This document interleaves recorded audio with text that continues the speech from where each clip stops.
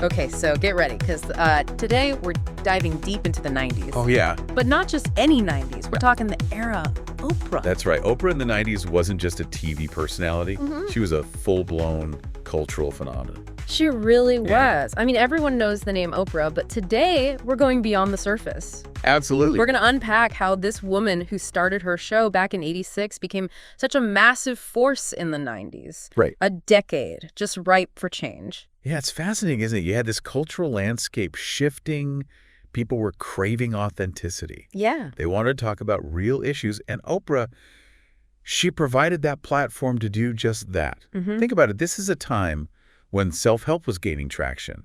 Taboos were being challenged. Right. And Oprah's show became this safe space to explore it all. And it wasn't just the topics, right? It was her ability to connect with people, to make you feel like you were right there in the studio audience having a conversation with her. Right. Oprah had this incredible way of making you feel seen, heard, like you were the only person that mattered in that moment. You're absolutely right. This wasn't just an interviewer and a guest. Yeah. This was Oprah opening her heart. Yeah. Sharing her own experiences, and in doing so, she created a space for her guests and her viewers to be vulnerable right alongside her. Wow. That level of authenticity, that genuine connection that was revolutionary for television at the time. Okay, so picture this. It's the 90s, and Oprah's talking about her own struggles with weight and body image on national television. Wow.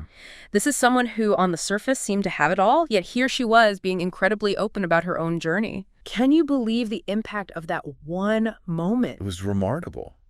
You have to remember, this was a time when those conversations were rarely, if ever, happening publicly. Right.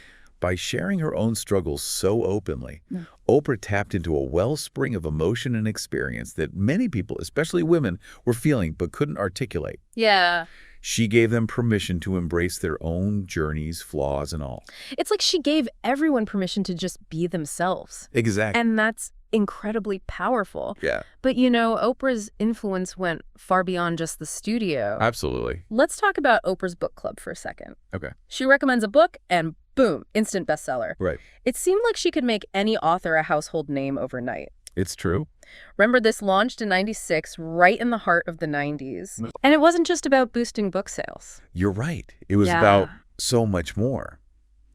Oprah's book club reignited this love of reading and discussion. Yeah. It wasn't just entertainment. It was about engaging with literature on a deeper level, connecting with other readers who shared your passion. Right.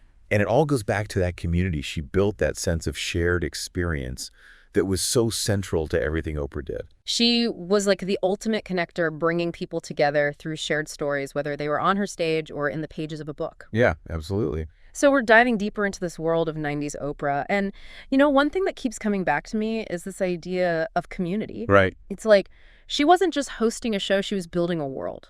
Yeah. And everyone was invited. Absolutely. And you have to understand the media landscape of the time to really grasp how radical that was. Think back to the 90s, pre-social media, pre-internet forums. Television was a one-way street. Yeah. You watched, you listened, but there wasn't that sense of interaction we have today. Right. It was you, the TV, and maybe a house phone if you were brave enough to call in during a live show. Exactly. So to have Oprah come along and turn that whole dynamic on its head, it was huge. She wasn't just talking at you, she was talking with you. Exactly. It was a complete shift in the power dynamic. Yeah. Oprah wasn't some untouchable figure on a screen. She was right there with you, sharing her own stories, listening to yours, making you feel like you were part of something bigger. And that's what's so fascinating, isn't it? How did she do that? What was it about Oprah that allowed her to create this level of intimacy, this sense of connection in a medium that was, let's face it, pretty impersonal at the time? That's the million-dollar question. Yeah. Part of it was undoubtedly her own personal journey. Yeah. Her willingness to be so open about her own struggles, her triumphs, her failures. Right. It made her relatable human. Yeah. People saw themselves in her story. It's true. She never shied away from vulnerability. But it wasn't just what she shared. It was how she shared it. Right. That raw honesty, the emotion in her voice. It was impossible not to be moved. And you could tell she was a good listener. Like, truly listening to her guests, absorbing their stories, and responding with genuine empathy. It created this incredible sense of safety, this space where people felt comfortable opening up, sharing their truths. It's like we, the viewers at home, were being let in on these incredibly intimate conversations. No wonder the show resonated with so many people. Yeah. But let's not forget, it wasn't all warm and fuzzy feelings. Oprah tackled some tough topics, too. Absolutely. From social justice issues to political debates, she never shied away from difficult conversations. Yeah. But even then, even when dealing with these heavier subjects, she always maintained that same level of respect, that empathy that became her trademark. She really did. It's like she understood that at the heart of every issue, every debate, are human beings with real experiences. Right. And those experiences deserve to be heard, to be acknowledged. And she provided the platform for that to happen. And she did it in a way that felt both groundbreaking and accessible. It wasn't about preaching or taking sides. It was about understanding, about creating a space where multiple perspectives could coexist, even if they didn't always agree. Which, let's be honest, is something we could all use a little more of these days, don't you think? In our increasingly polarized world, it's easy to get caught up in our own echo chambers, to surround ourselves with people who think exactly like we do. You're telling me? Yeah. It's like we've traded those old school TV echo chambers for even louder ones online. Right. And it's easy to get swept up in it all. Right, it really is. Yeah. So the question becomes, how do we break out of those echo chambers, both online and off? Right.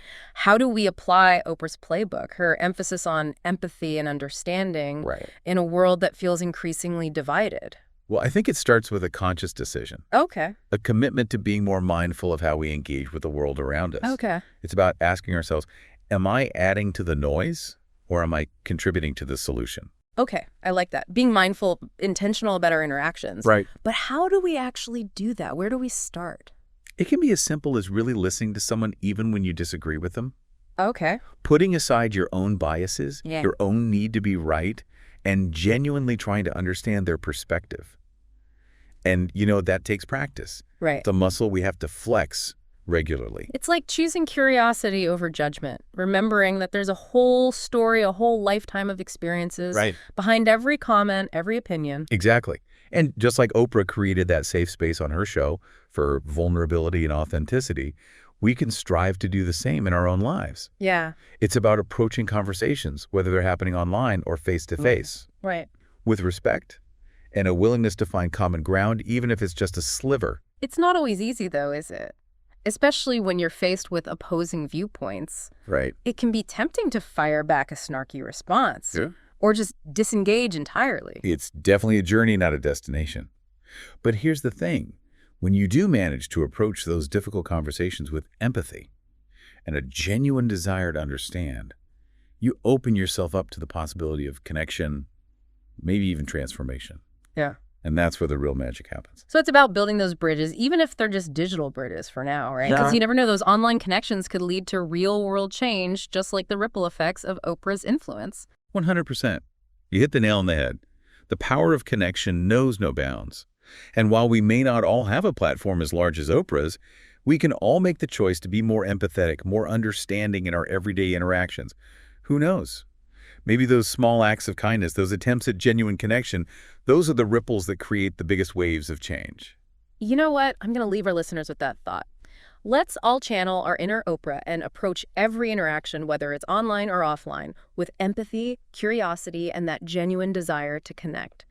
Because as we've learned today, even the smallest act of kindness can have a ripple effect, creating a more understanding and compassionate world, one conversation at a time. Couldn't have said it better myself. That's it. Thanks for having me. It's been enlightening.